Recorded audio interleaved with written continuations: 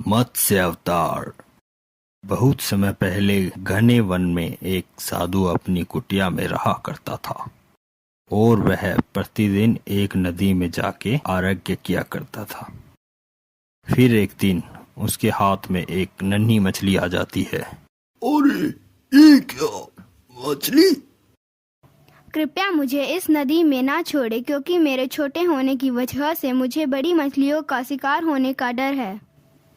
ठीक है, मैं तुम्हें किसी सुरक्षित जगह पे छोड़ देता हूँ। और साधु अपनी कुटिया में जाकर उसे एक घड़े में छोड़ देता है। अगले दिन जब वो उठा तो उसने देखा वो मछली बहुत बड़ी हो गई थी।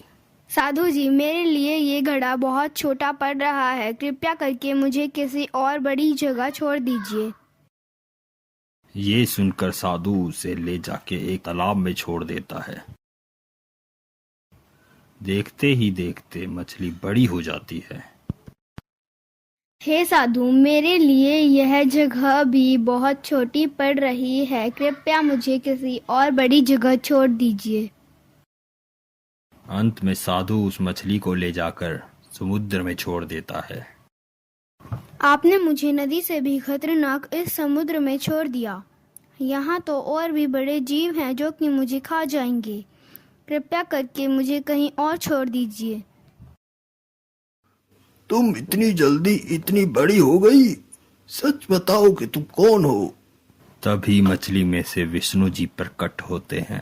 आज से 7 दिन बाद महासागर में प्रलय आ जाएगी और तीनों लोग पानी में डूब जाएंगे।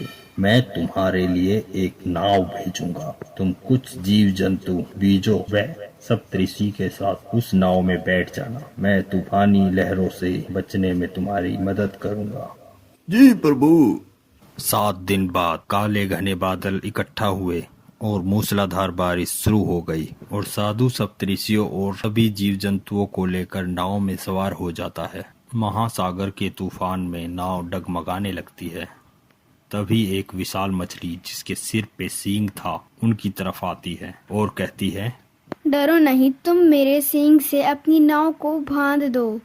मैं तुम्हें किसी सुरक्षित स्थान पर पहुंचा दूंगी। फिर साधु ने नाव को मछली के सींग से बांध दिया और मछली उनको लेकर एक सुरक्षित जगह की ओर चल देती है।